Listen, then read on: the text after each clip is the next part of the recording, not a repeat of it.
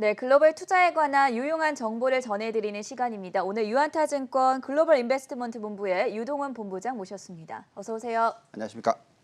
네, 본부장님 먼저 최근 시장의 변화를 좀 볼 텐데 요즘 들어서 성장주 대신에 경기 민감주 매수해야 된다 이런 의견 좀 분분하지 않습니까? 네.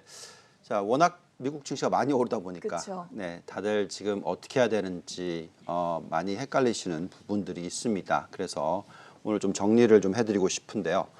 지난주 금요일부터 약간의 흐름의 변화가 있을 수도 있다라는 가능성에 대해서 얘기들을 하고 있어요.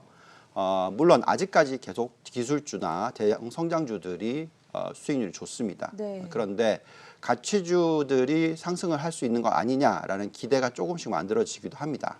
그 이유는 굉장히 큰 흐름의 매크로 숫자들이 변하는 게 있어요. 두 가지가 있는데 우선 하나는 최근에 들어서 계속적으로 하락해왔던 달러 지수, 달러 인덱스 지수가 어느 정도 바닥을 다지는 모습을 좀 보여주고 있어요. 그렇죠? 네.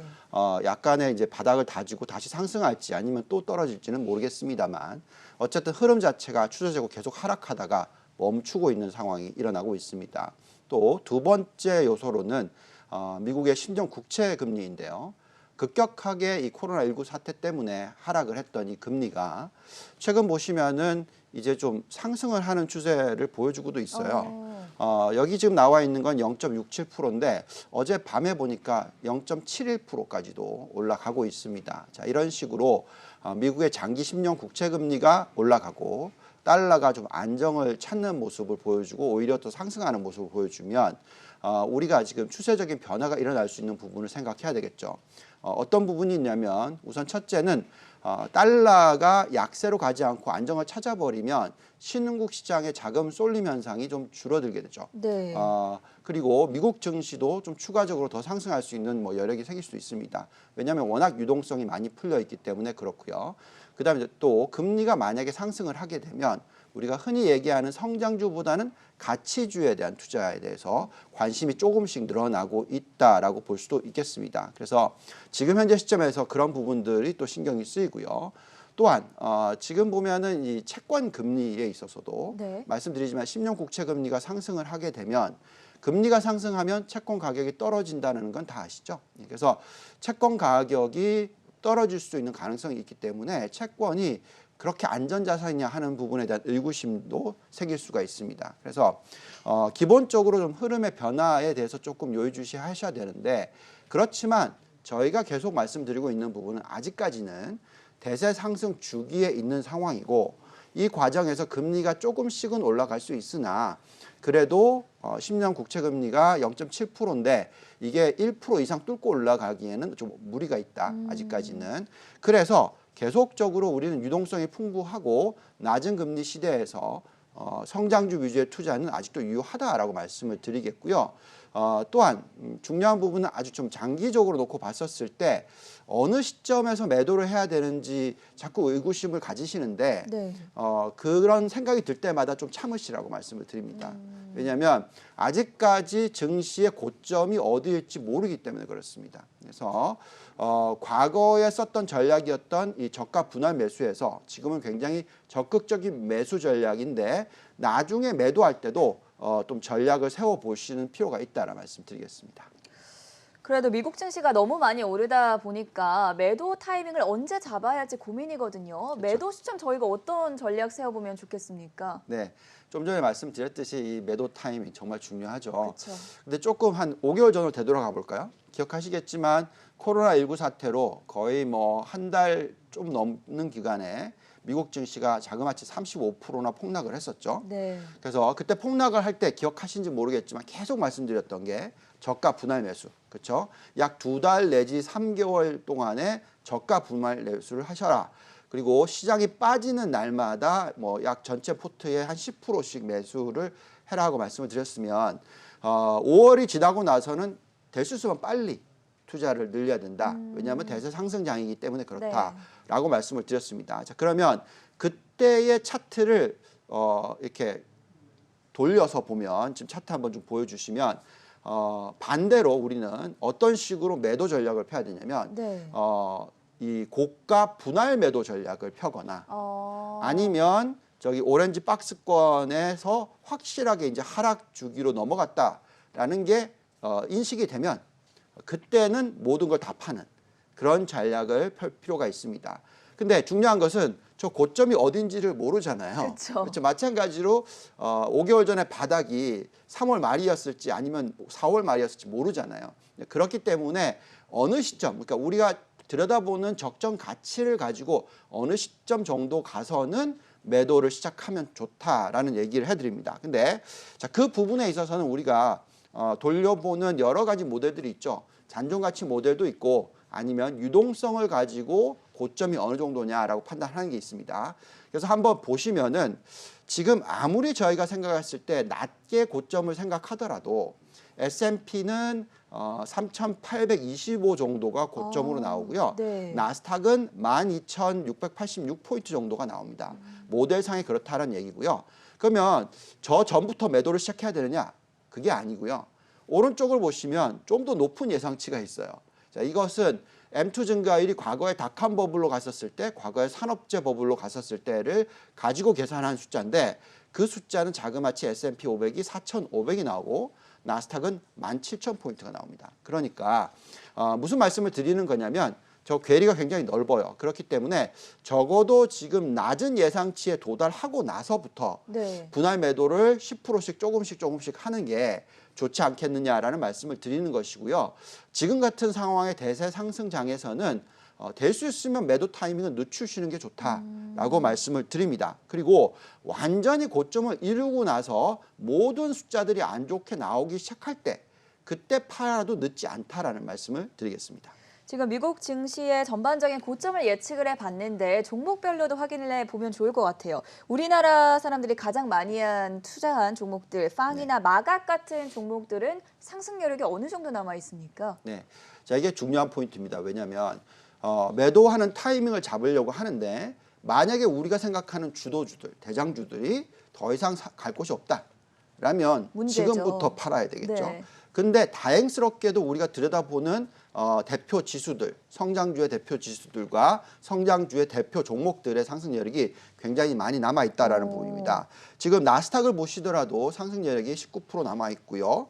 또 나스닥 100기업을 보더라도 23%고요.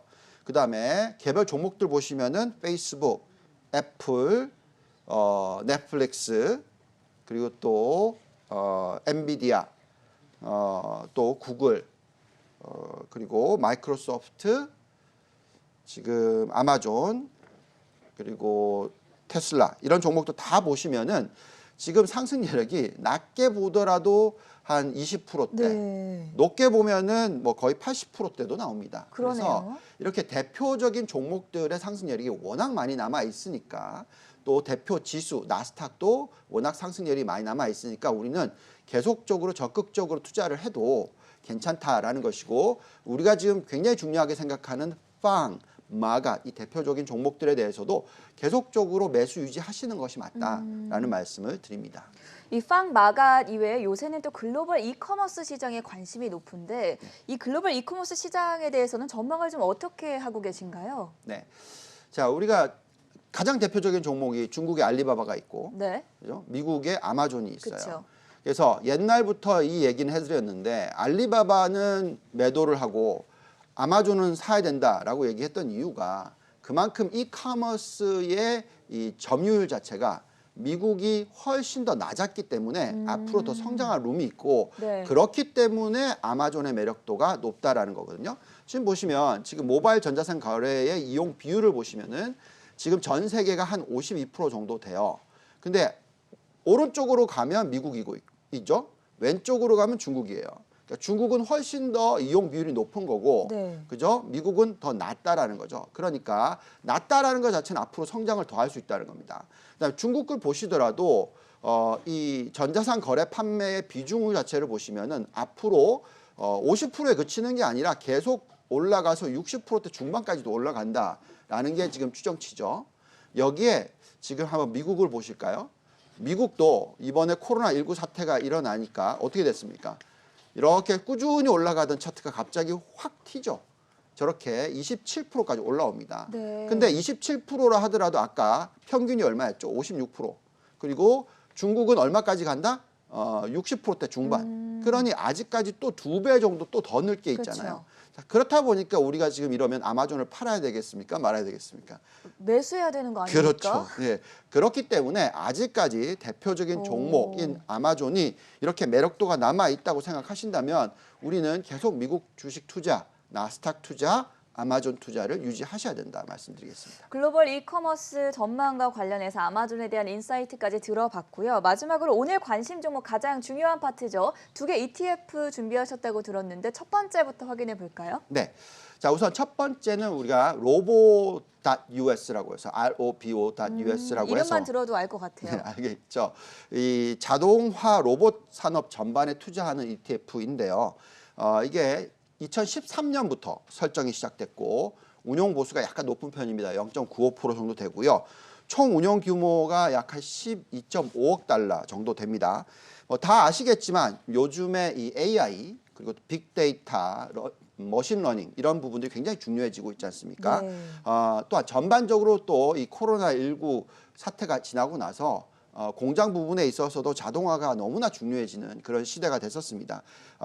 벌써. 그렇기 때문에 계속적으로 이 워러블이라고 해서 워크 라이프 밸런스라고 해서 이 워러블이 강조되는 사회에서는 이 노동 환경이 급격하게 변하게 되고요. 그쵸. 또 우리나라도 지금 뭐 아시겠지만 주 52시간 도입하고 있잖아요. 그래서 결국 자동화가 너무나 중요해지고 AI가 너무나 중요해집니다. 그렇기 때문에 스마트 팩토리, 자동화 산업 이런 전망이 높다 보니까 지금 보시면 여러 이 산업에 골고루 나눠서 투자를 하고 있기 때문에 네. 상당히 매력이 있는 ETF다라고 말씀을 드리겠습니다. 자동화와 AI 관련한 ETF인 로봇 첫 번째 ETF로 꼽아주셨고 두 번째 관심 있어 하시는 ETF 어떤 걸까요? 네, 요즘에 환경 변화에 대해서 얘기가 많죠. 그쵸. 예, 너무나 요즘에 비도 많이 오고 다들 걱정들 많이 하시고 그렇기 때문에 우리는 지금 신재생 에너지 투자가 굉장히 중요해진다라고 말씀드리겠습니다.